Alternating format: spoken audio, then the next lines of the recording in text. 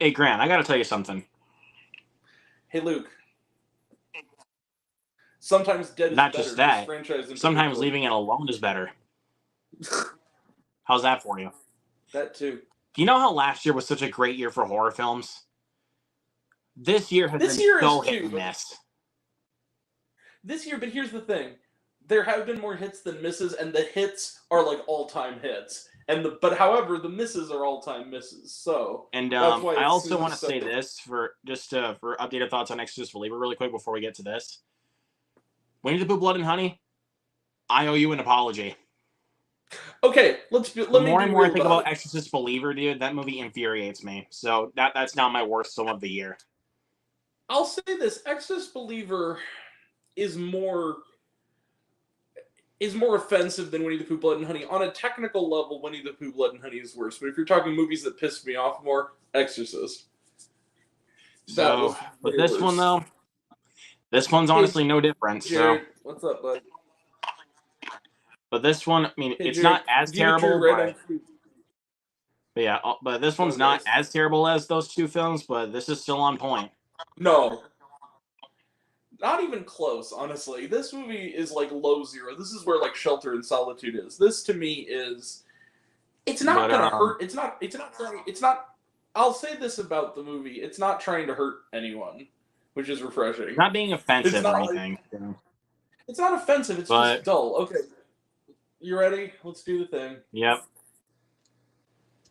Fuck you! yep. But subdued because quite frankly, I'm. Can I be real with you, Luke? What? I really. This is one of the reasons I'm so glad that Letterboxd exists because without it, I would have forgot. I would forget this movie by tomorrow. This would just. I forget it Actually, here's existed. something a little more subdued.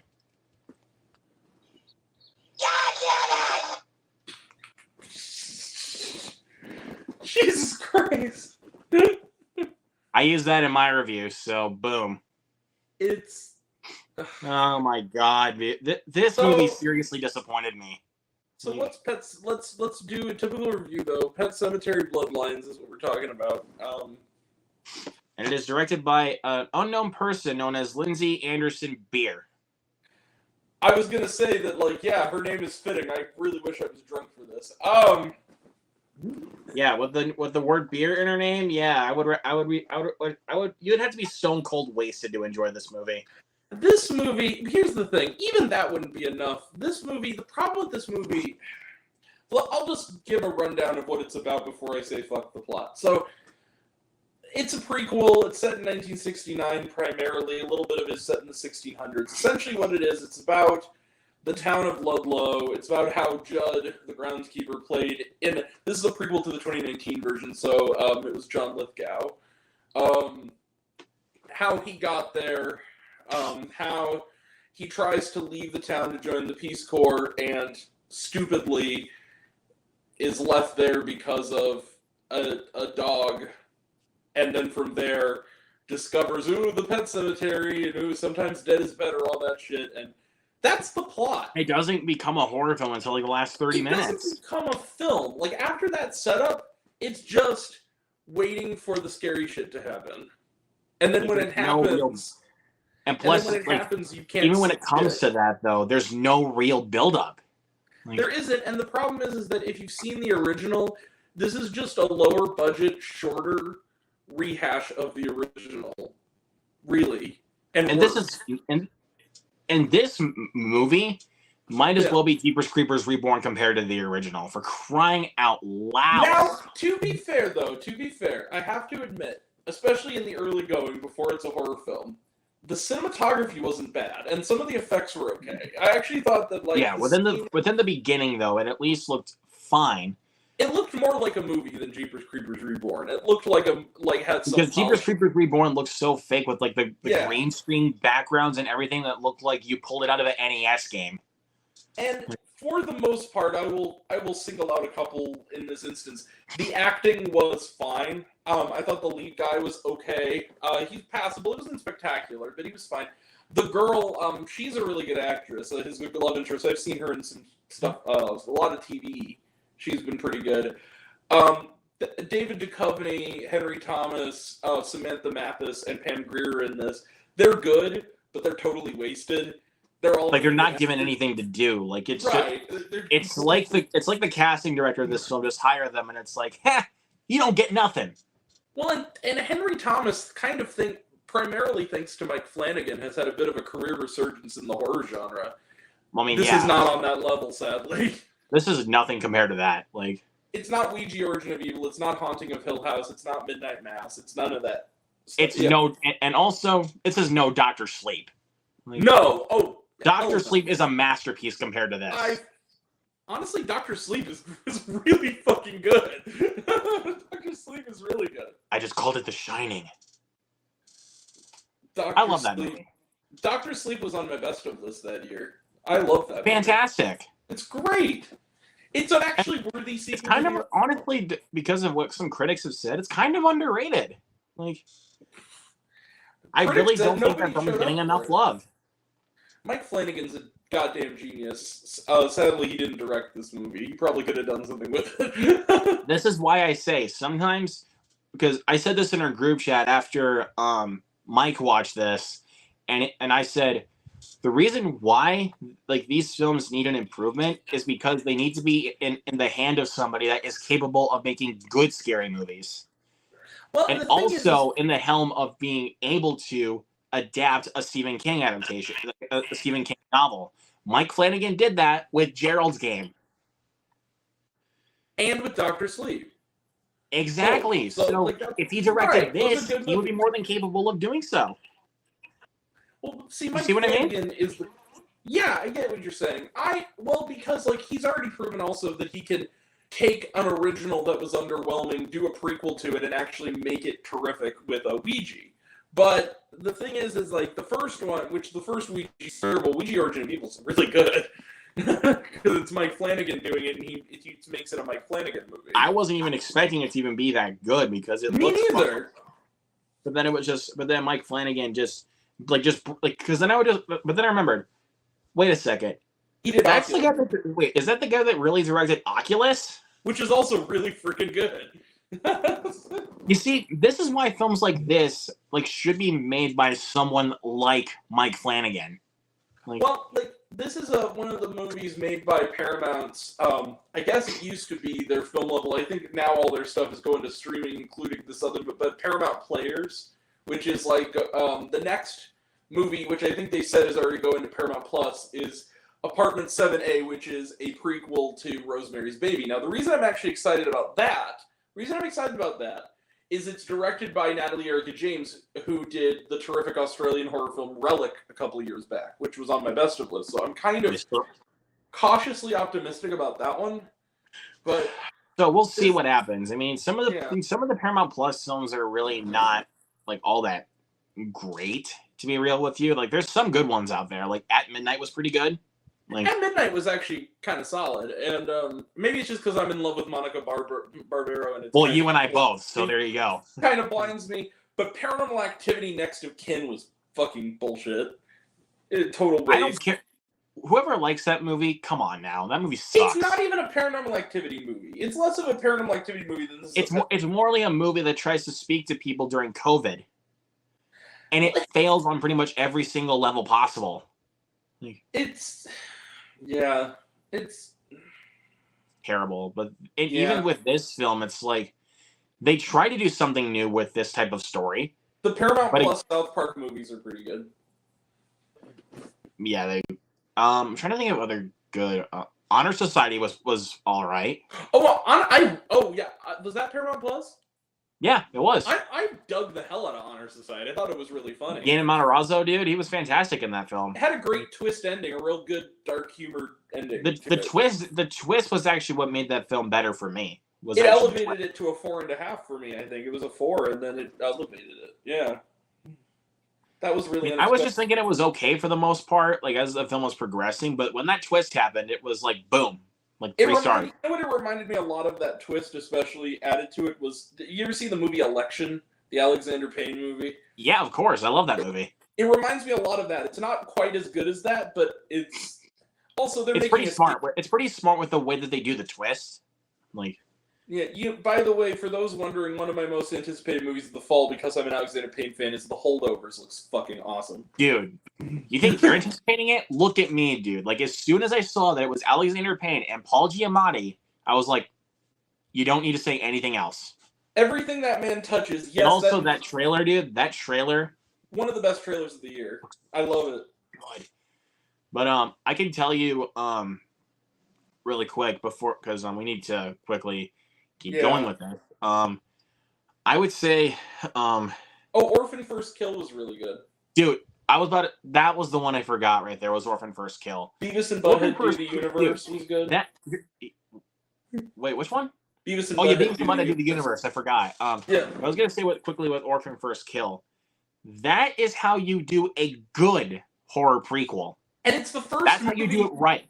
And it's the first movie directed by that director that I actually liked, William Brent Bell, that I actually really liked, was Orphan First Kill. And there was actually practical use to actually make Isabel Furman look like a little girl again, using body doubles. Well, also, no cap, I actually really fucking love the original Orphan. I think it's a really underrated I think the original Orphan's fantastic, but as long as you don't have the twist spoiled for you, then it's a freaking classic. Yeah, it's pretty great.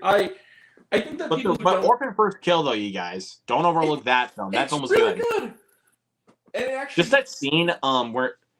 that scene like when Esther pepper sprays the guy in the face. That was awesome. Like, dude, and she steals a car, for crying out loud. She steals a car. All right, but let's not digress. We're talking about Sematary Bloodlines, unfortunately. I just wanted to point out that scene really quick, because that's my favorite scene in the movie. Yeah, if you're looking for Halloween viewing from last year, Orphan First Kill, please do. Yeah, please. But with Pet Sematary Bloodlines, though, this is how you do a prequel wrong. You know what it feels like? It feels like at best, it feels like a really well-made fan film of the first one. Like, it feels very... It looks like it had a fan film budget, and also the green screen effects, like for the outside, look really bad. Like, I thought they were fine. You know what other problem I had was? It was really pretentious. It really thought it was important. Like, some of the lines... Not even that. It's predictable. Well, but you know what scene really... First off, I want to point something out. There were two actors in this movie who were distractingly bad. The first one was the David Duchovny's son. Oh my god. The kids were terrible. I know he's playing a creepo, but he's like, wow. He was doing way too much with that. Like, hey for real. there, Judd. No, but he wasn't doing enough of it. He was like, hey there, Judd. I'm scary. Look at me. I'm scared.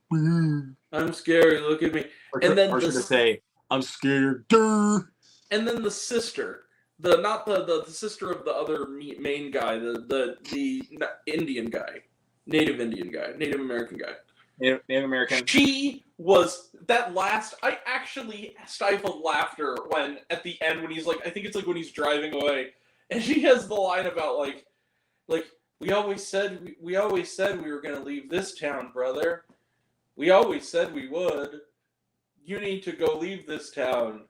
It's so flat and bad. It's like, oh my god, this is a movie made by a major studio. Why is this so bad? Why is this acting so atrocious? It's like Sci-Fi Channel acting. Dude, that's like freaking... I don't even know how to describe it. Like, that's so flat. That's Tubi acting, for crying out loud. Like... But again, I'm kind of curious, as much as I don't like this movie, and I don't like this movie, I kind of want to see what Lindsay Anderson Beer can do. I have a feeling this movie also probably was a lot longer, because this movie's like 85 minutes. It feels like it's 3 hours, but it's like 85 minutes. It feels like stuff is missing from this movie. It feels very chopped up. There's like a lot of plot devices for this film that really could have made this film at least bearable. I feel like this is one of those movies, and I'm pretty sure this might actually be some legitimacy. This was shot 3 years ago, and it was intended to go to theaters, and then COVID got and then they just stuffed it on the shelf. Yeah, and recut it and reshot some of it because it feels kind of Franken movie-ish. It's so short, and I didn't hate this movie as much as other people, but it reminded me a lot of last year's the legendary Netflix Texas Chainsaw Massacre. in the way that it was so short. It felt though. I hated that movie. I didn't hate it. I hated the first hour a lot, but then once it got to like the mayhem, it was like this was kind of fun. The bus scene was good, but the dialogue is horrible. Well, the dialogue was good, and dialogue was terrible. And in hindsight, I didn't like the fact that they were exploiting the tragedy of like school violence to like make a point about that she needs to pick up a gun and shoot the character. It's like that was kind of fuck. And also, I don't blame Elsie Fisher. Like she's a really talented young actress. She's really good on Barry. Really terrific in 8th grade. She has a bright future. But Jacob Lattimore, though, he needs to pick better roles. He's a good actor, though, when he wants to be. Like, he just needs to... He was honestly... Of House Party, he was one of the only... I actually kind of thought was all right in House Party compared to he was the only thing... Like, he was the only thing that did not make me give that film, like, a straight-up 0. Yeah. Was because of Jacob Lattimore. He was actually doing his best. Unlike that guy, the other friend was such an asshole that it kind of brought... The other friend just killed the movie for me. But I loved Kid Cudi in that movie. Like, that was one of the things that, like, I think it's worth seeing it at matinee price just to see the subplot with Kid Cudi, because I think it's genuinely funny. And I know, I stand by that's just you, man. I just didn't find that funny. Yeah. It's, but this movie, there's not a lot to say about it. It's just really boring. It's really just kind of... It's just a film that just came out, and it's just like, okay, let's just move on. This is a movie for horror fans desperate to see new Halloween content. That's all. There's really nothing. And what I say to that is, go watch Totally Killer. Go watch When Evil Lurks. Like, go. Five Nights at Freddy's looks all right. Hopefully, it's really good in a couple weeks. You know, like go watch Saw X, for crying out loud. Go watch Saw. Yeah, Saw X. Like, there's so many. I'll tell you this though, Grant. I'm seeing it again this weekend. Yeah, it's really good. VHS 85. Like, there's so many better horror things. Oh, yeah. Speaking on Shudder films, Deadstream. Guys, go watch Deadstream. Deadstream, and even ones from this year, like The Angry Black Girl and Her Monster, Skinamarink. Like, there's so many better movies you could watch. Oh, Earl, another good one for Shudder, Christmas Bloody Christmas. Yeah. Go watch that movie. Also, like... Grant, I know I said I was going to watch Cobweb again last night, but... I was in the mood to watch Deadstream. That film was good, dude. Also, Cobweb was really good too. By the way, Scream 6, Evil Dead Rise. There you go. Evil Dead Rise. Also, if you want to watch a classic, this month they are re-releasing in theaters Hocus Pocus, House of a Thousand Corpses, and The Nightmare Before Christmas. Go see those. Like, it's. Or speaking on Rob Zombie films, if you guys want to watch a good Rob Zombie film, go watch like you said, House of a Thousand Corpses, Devil's Rejects. Devil's Rejects especially is even better than House of a Thousand Corpses. I want lightning to disagree, but hit me in my fucking head. Lightly disagree, but it's okay. Oh, I love House of a Thousand Corpses, though. You know what? I'm gonna say it, guys. I think this is underrated. I'm sorry. I know the internet hates this movie. I don't care. The fucking Munsters was a lot of fun. I'm sorry. I really enjoyed that movie. It's too long and it has no narrative through line, but for what it is, it's a lot of fun. It wasn't funny. I'm sorry. I thought it was kind of funny. I would rather watch his iteration of both Halloween movies than watch the Munsters again. Honestly, the first Rob Zombie Halloween, I don't even think is really that bad. For real. The Lords of Salem was actually pretty good too. Lords of Salem was good. His Halloween movie... But the biggest problem, though, is that the film falls apart in the third act. Like, agreed. Thank you, GM. Like, spot on, man. You're spot on. Yeah, this film disappointed me. So we have a ghost. You can rest easy now for biggest disappointment. You can rest easy. We Have a Ghost at least had some sense of fun to it, even though it wasn't. At least, yes, but again, just the fact that they gave David Harbour a silent role just annoys the living shit out of me, dude. But like, it annoys me. I get what you mean, but what I'm saying is, like, that movie, at least the people making it seem to have fun. Like, they at least were seeming to It didn't actually have an kind of go obligation for to go. something a little bit more and also having some fun while making it. Well, But also at the same time, another big problem with that film is that they tried to do too many movies in one. that's true, but what I'm saying is that movie at least had a small sense of fun and ambition to it. This movie feels like an obligation. This feels this seemed to be nobody's passion. This is like a movie you could just predict beat for beat, and you would be absolutely right 100% while watching this movie. Like, But I'll say this: it's a hell of a lot better than Exorcist Bushitter. I mean, at least this movie. Extras shit bullshitter. How's that for you? Yeah, at least this doesn't actively make the other film worse just by existing in the same canon. Whereas But Exorcist does. Exorcist Believer just like again, like I told you earlier, like the more I think about that film, the more it just annoys me.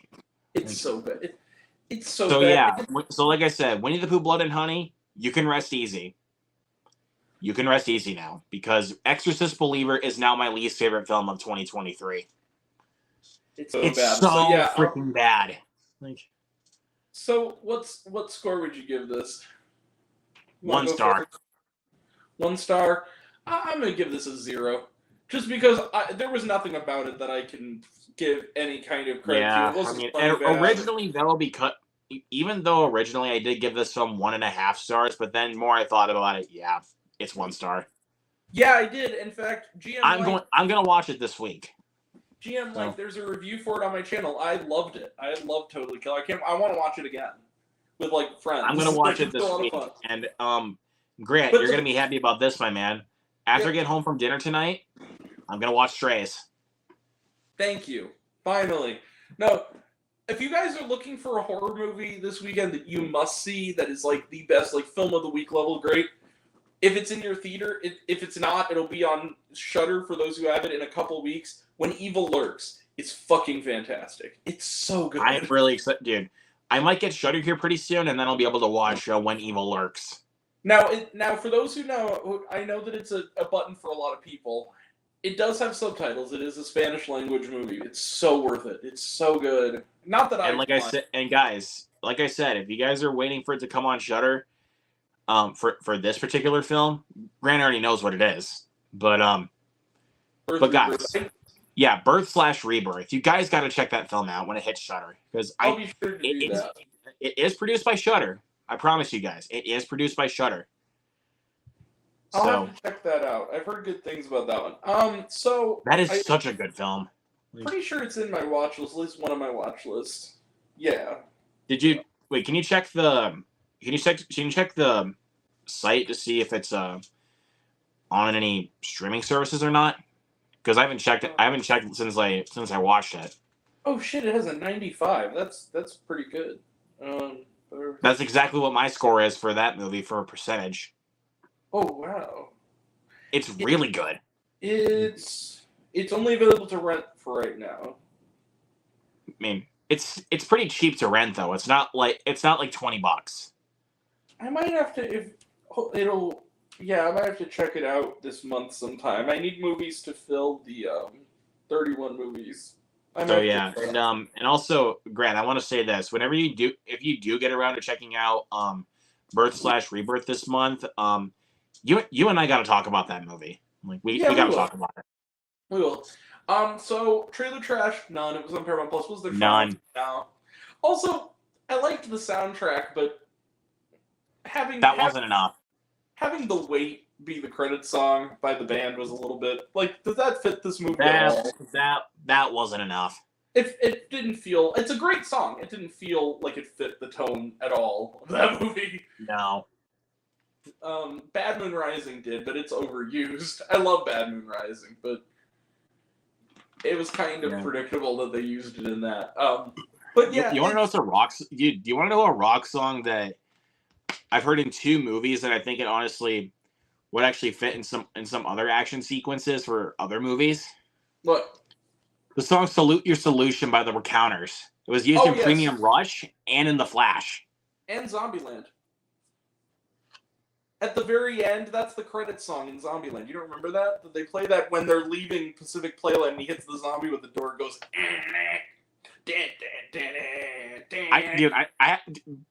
hold up a second though, but I haven't seen Zombieland in a long time, so Yeah, it's the end credits song, and that's where I first so heard yeah, it. Like, so now three movies, but I, but the two that I knew of though were Premium Rush and The Flash.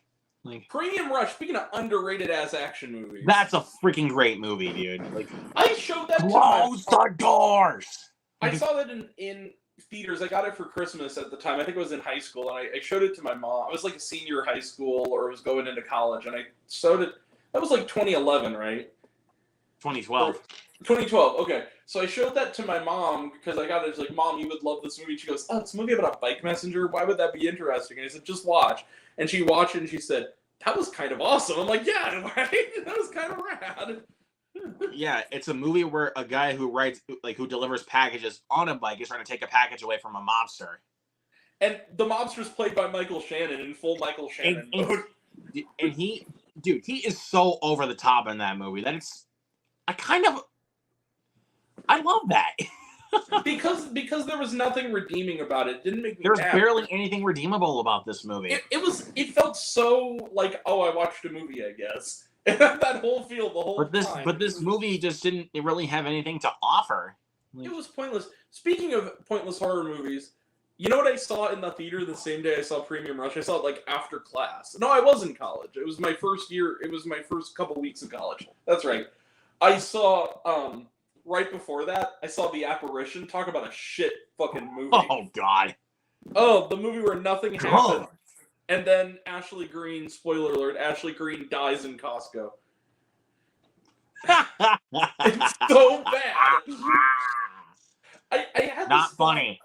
I had this thought in my head the other day when I was watching the couple weeks ago. I was watching The Retirement Plan. I'm like, Ashley Greene is a charismatic, likable actress. Has she been in anything that hasn't been fucking terrible? And then I had to think about it. I'm like, she was in Bombshell, right? She was Aisling Earnhardt in Bombshell. Okay, yeah, okay. She was in one movie where she's in the movie for 5 minutes. Yeah, Grant. So you wrap this up? I gotta get going, man. Yeah, 0 stars. Let's close the book. 1 star for me. 1 star for me. Or 1 star for you, 0 stars for me. It's not worth your time. All right. Well. So before we head out, Luke, plug your shit. Okay, so I'm on Instagram at LukePonto23, Twitter, because I'm not calling it X. Fuck you, Elon Musk. Yeah, fuck you. So Twitter, Letterboxd, and Serialized at Luke Ponto, and on TikTok at Luke the Film Buff. And on Thursday, watch along for Boo. On Medea Halloween. Saturday, Renfield. Sunday is 9. So look forward to all that. And as for me, you all know this stuff. Like, subscribe, do all the things. Later tonight, we will have a review of the Kane Mutiny Court Martial, the final film by William Friedkin. We'll have a review of that. Also this weekend, look out for reviews of Dark Harvest, The Burial, and a little indie movie. I don't know if you guys have heard of it. It's called Taylor Swift The Eras Tour. It seems to be doing okay for an independent film. So we'll have that. We also have Killers of the Flower Moon coming up, and Nightmare. Five Nights at Freddy's. Five Nights at Freddy's. After Death, the new Angel Studios film. Love Angel Studios. So yeah, that's coming up. And anyway, I love you all. I appreciate you all. I love you all. Class dismissed. I love you 3000. Be kind to one another. If you like this video, give it a like if you want to. Give it a subscribe if you want to. Do all the things. Thank you, Luke, for coming. Take care of your mental health. It's incredibly important. And I want to know down below. We want to know. What did you think of Pet Sematary Bloodlines? Did you like the movie? Did you hate the movie? Think our opinion's good? Think we're full of shit? Luke, Ponto. No, I'm just kidding. We're all. I ain't bullshit. What do you mean one? Fucking bullshit. No. So anyway, yeah. Comment below. Let me know. And until we meet again later tonight, we were all raised on popcorn. Make mine with extra butter. That's Luke Ponto. I'm Grant, the movie and TV guy. Take care, everyone. See you later. All right.